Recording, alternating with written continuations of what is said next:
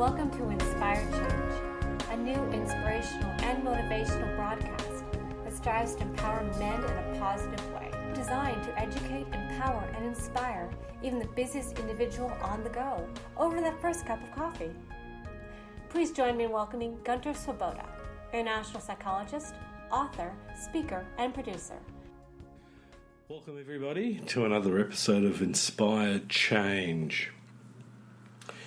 I'd like to welcome all of those of you who are new listeners and those of you who've been subscribing. I hope this has been valuable information and material for you to factor into your reflections. So in the last podcast, I was talking about how jealousy is not healthy, despite the things you may read on the internet. And again, let me encourage you, take what you read on the internet with somewhat of a grain of salt. Make sure if you are going to follow a particular idea or train of thought, check it out.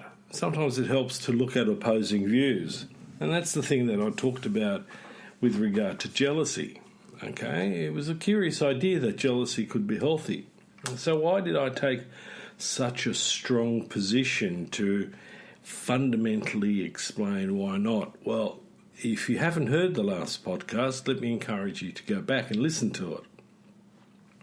But for today, where I want to take a look at the link between jealousy and patriarchal socialization of boys and men, I want to tie in that whole area of attachment, okay, and how patriarchy actually disturbs appropriate, secure attachment, not just in boys, but also in females. So let's start with the whole notion. So what's the problem with patriarchy? Well, as I've said before in different podcasts, if we go down to the four core values of patriarchy, we're talking about patriarchy being about territory. It's about being status and hierarchy. It's about being acquisitional, and it's certainly about being competitive. So you're probably wondering, how does this relate to relationships? How does it relate to jealousy? Well, let me connect the dots for you a little bit. So if we go back to the origins of patriarchy, which is about 10,000 years ago, and patriarchy really emerged out of the agricultural revolution. Okay, so, prior to that, if we look at hunter-gatherers, the reality was that hunter-gatherers didn't have the same ideas necessarily about relationships that developed out of the agricultural revolution. Okay, many of the hunter-gatherer tribes do not exclusively pair bond. So this might blow some of you right out of the water, but monogamy is not necessarily a natural human trait. It's a social artifact. In other words, we're socialized into this. And at times with some heavy penalties. For instance, if you read the Bible, anyone who was adulterous or who had sex outside the monogamous context was actually punished by death. He got stoned, not with the green stuff, but essentially with real stones. It was, all over Red Rover for you if you decided to have, extramarital relationships. Now, interestingly enough, often there were ways and means in which men were capable of extricating themselves from those harsh punishments by, putting the spotlight on the woman, the whole idea of the seductress, the succubus, all those sorts of ideas came into play in order to reinforce culturally, socially, the idea of monogamy. Now, don't get me wrong for 1 second. I'm not suggesting that, this is going to be a free-for-all and that we should all go and have wonderful promiscuous sex in our culture.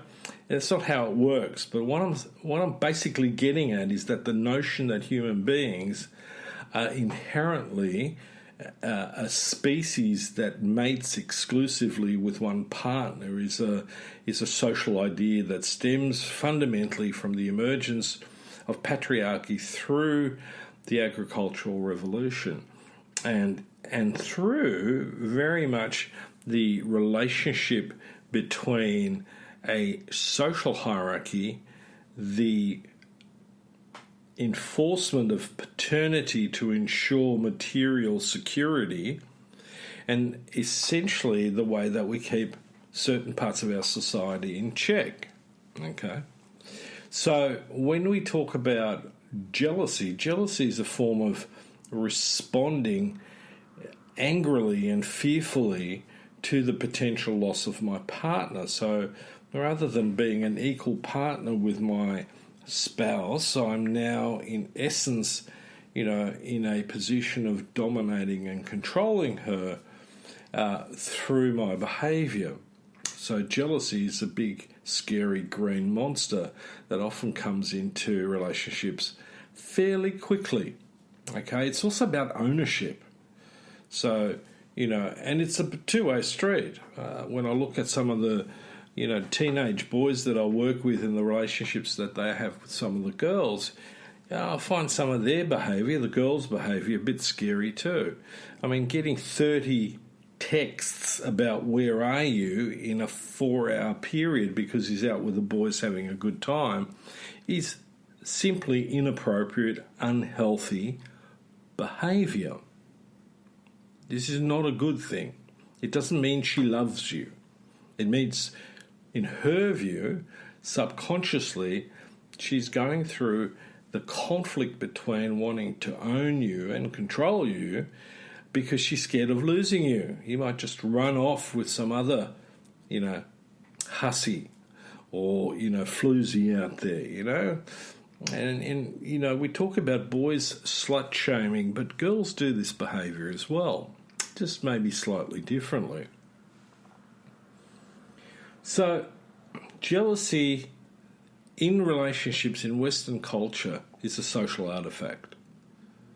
Right? It's because we're forced into this way of viewing relationships that are based on ownership and a power struggle. It's also been about resources, a lot of which comes to us through varying traditions and not necessarily healthy traditions. So what are we then talking about when we talk about attachment in this context? As an adult, right? What is it that I'm looking at, both in myself but also in my partner? Well, as I pointed out in the last session, we're talking about different types of attachment styles. And before I get into the secure attachment, let me go back and flesh out what are we looking at. So one of the attachment styles is about being anxious and preoccupied. So those people with anxious, preoccupied attachment styles are essentially high on the anxiety dimension but low on the avoidance dimension. So these individuals have difficulty trusting their partners' commitment to them. They're also generally a lot more pessimistic and worried about their relationships. They often need and seek constant reassurance from their partner and will create or manipulate and amplify conflicts in the relationship. So this is the particular attachment style where we're looking at jealousy as being a serious factor. And so as a result of their behaviour, the way that they deal with things, they tend to have very tumultuous, very emotionally dysregulated experiences in their relationship, and it draws the other person in with them. Okay? The other attachment style that we talk about a lot is dismissive avoidant. Okay, so those people with a dismissive avoidant attachment style are low on anxiety but high on avoidance. Okay, so how does that work? So let me give you an example. It's the person who seems to lack a wider range of emotional response. So they often come across as being aloof and emotionally distant in the relationship. So they're not giving off a great sense of being in contact or being engaged. So the sense of the experience of intimacy with that person actually is very, very, low. They often talk about a fear of commitment, but essentially what they're doing is avoiding contact. They also may work very, very hard at asserting their independence, especially through things like work, sport, hobbies, social activities that really don't include their partner. Now, I see that particular attachment style quite frequently with a lot of men. They often have a partner who's yearning for that level of emotional and even physical intimacy, but their partner doesn't provide that. They work very hard at keeping that to themselves. They're not expressive. I remember working with one guy, and he even had a challenge in holding hands in public. To him, it was sort of something that he didn't really do. He didn't show a great deal of affection. Okay, so over the next little while in certain podcasts about relationships, I'm going to bring some of this more and more into focus, and I'm going to challenge some of you to really examine your own attachment style in this instant.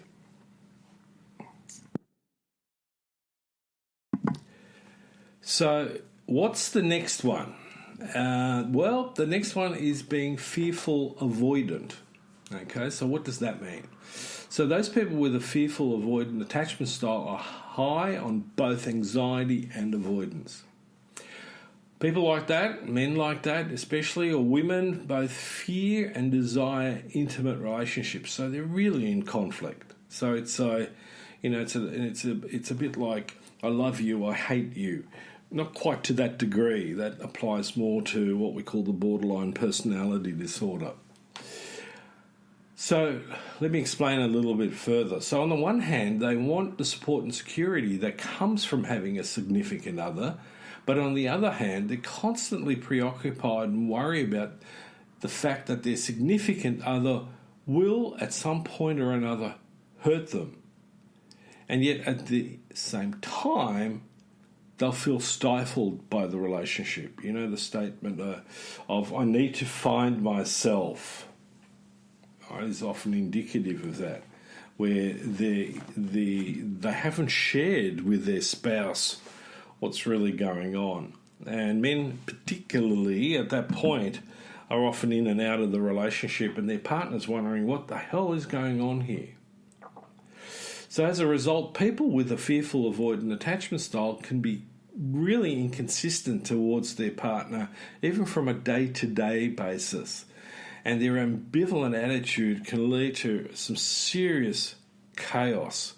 The couples where I've worked with this particular style was very evident in their relationship, are giving off mixed messages all the time, and it's very difficult to pin them down.